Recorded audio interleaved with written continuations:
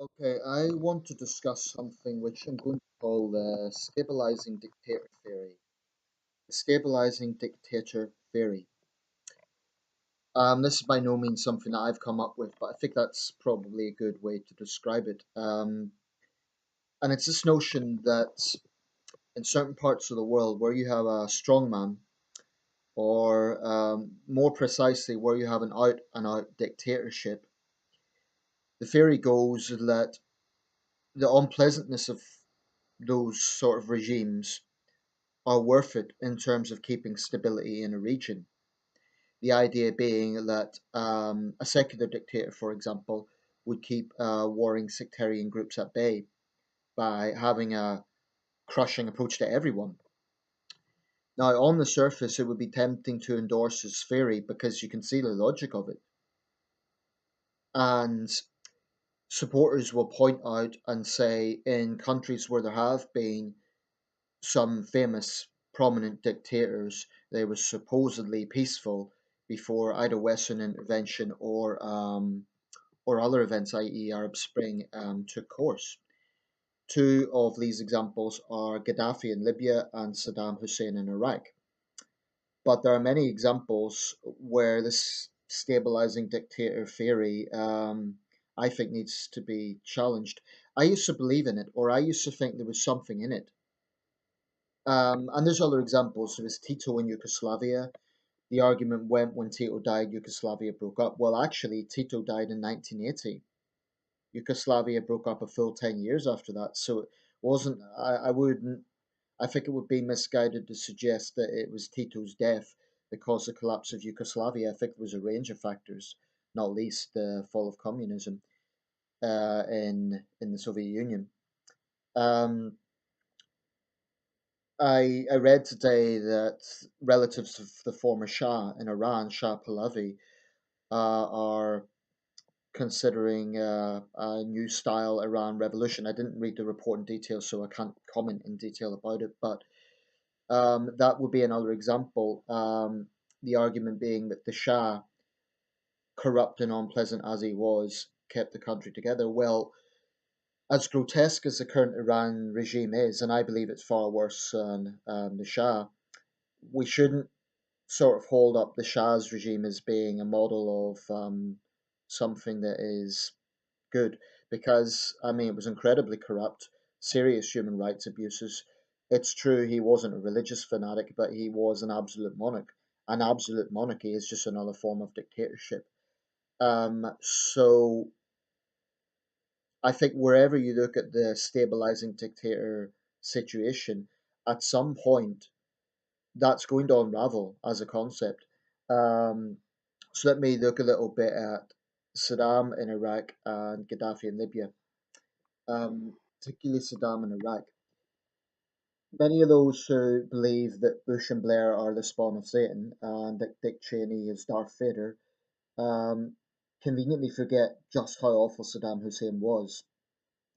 This was a man who started the Iran Iraq War, so that immediately throws the stabilizing dictator theory out of the window. He invaded Kuwait. Saddam brought enormous instability to the region.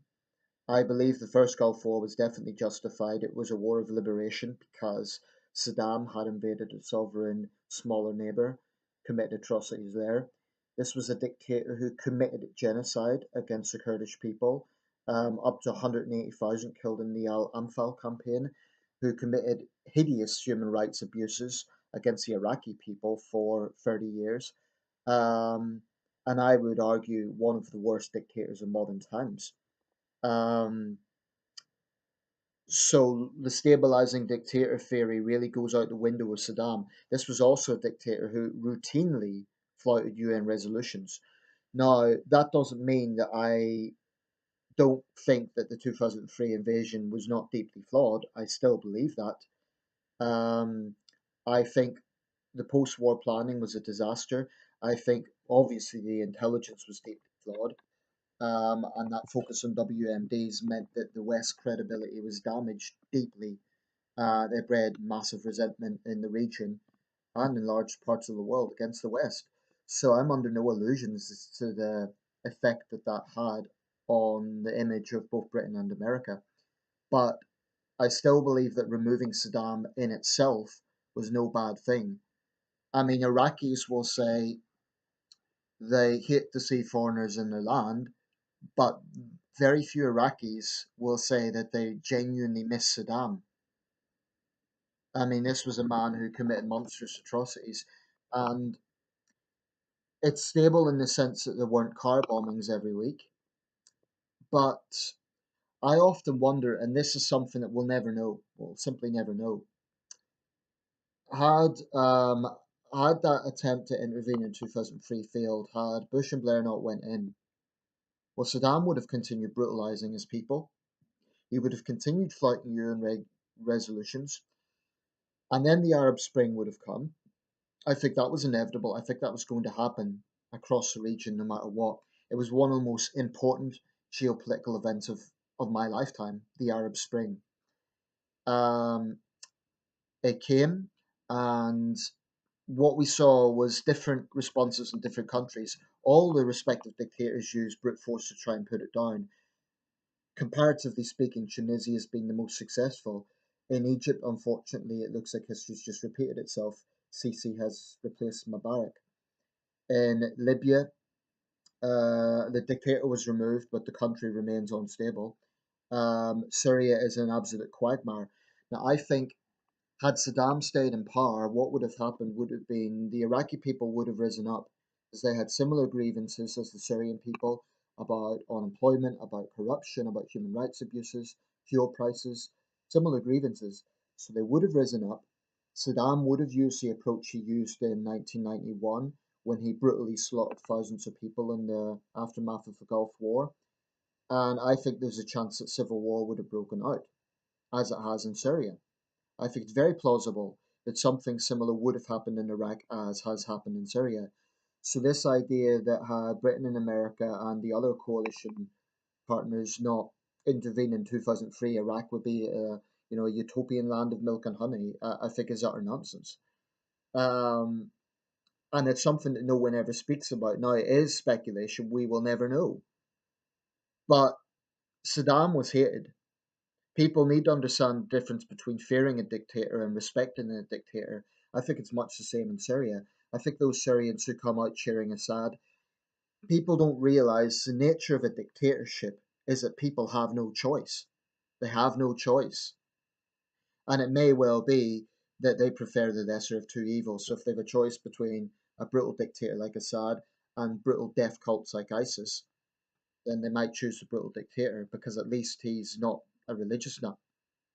The same with Saddam. But Saddam Hussein, I would say, is the most prominent example that flies in the face of the stabilizing dictator theory. Now, with Gaddafi in Libya, um, what happened in 2011, Libyans actually pleaded for Western intervention, and both David Cameron and Nicolas Sarkozy took a hard line on that. Now, I happen to believe, again, Gaddafi those who buy into the personality cult say he was a good force for the region. His little green book, and some of his eccentric personality quaints, having meetings in the tent and so on. There are a lot of things to look at with Muammar Gaddafi. Not only did he preside over a vicious regime with terrible human rights abuses, but this was a man responsible for the worst terrorist attack on British soil.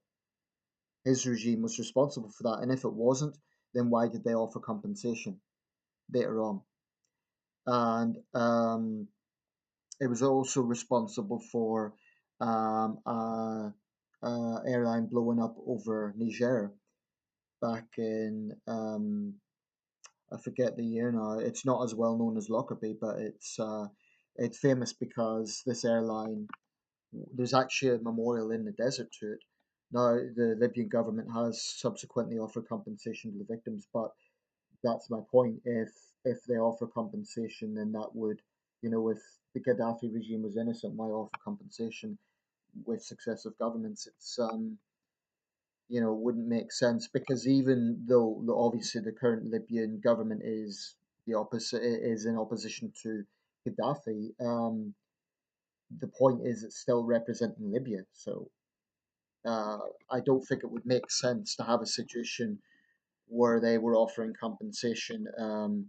In the case of, I think it was called UT 270, I can't remember exactly, but um, if we look at other areas, Milosevic in Serbia eventually was toppled by his own people.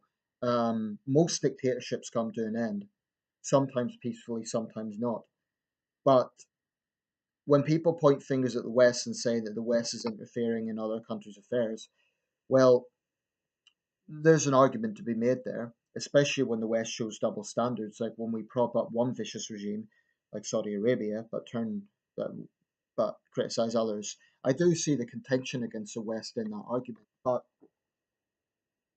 I think we really need to challenge the stabilizing dictator theory. I mean, Gaddafi was despised by the Libyan people.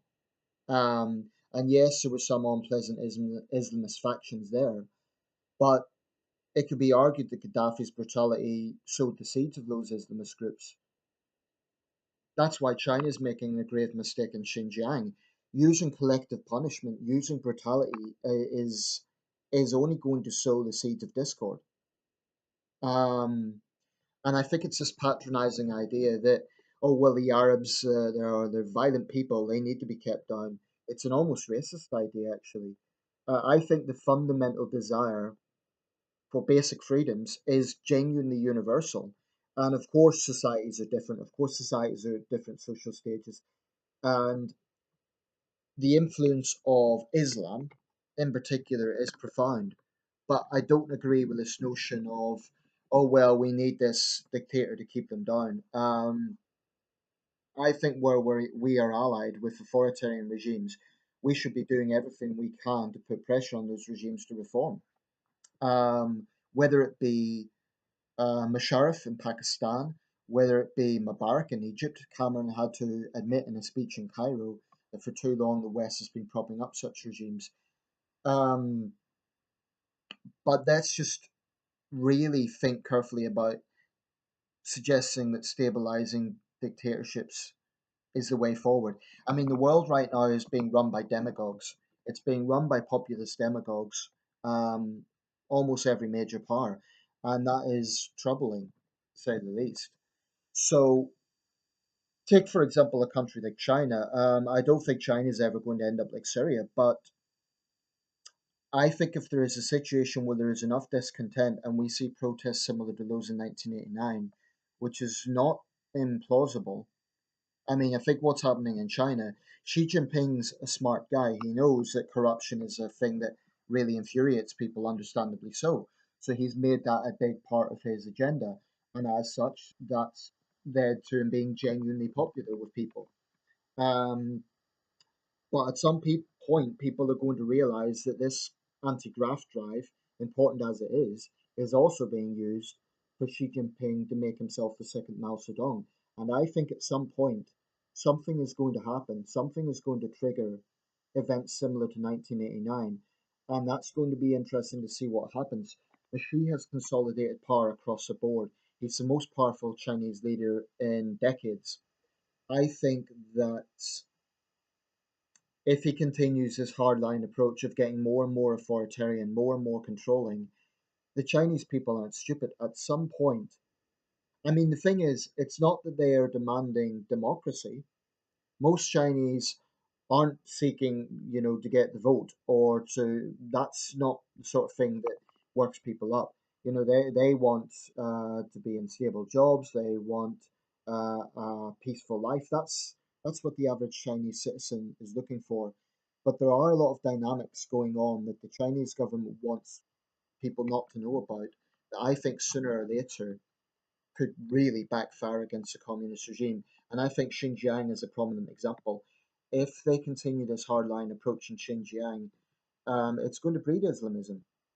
And then they're going to use the brutality in Xinjiang. It's going to be a vicious cycle. So they'll find that Islamists will target Chinese cities, and then they'll use collective persecution of Uyghurs justify to justify that collective persecution because they'll say, "Well, look what these Islamist attacks have caused." But I would say, look at any dictatorship in the world, virtually, at some point. There comes a point where people have had enough. I think that is fundamental to human nature. So I really think the stabilizing dictatorship theory is very flawed.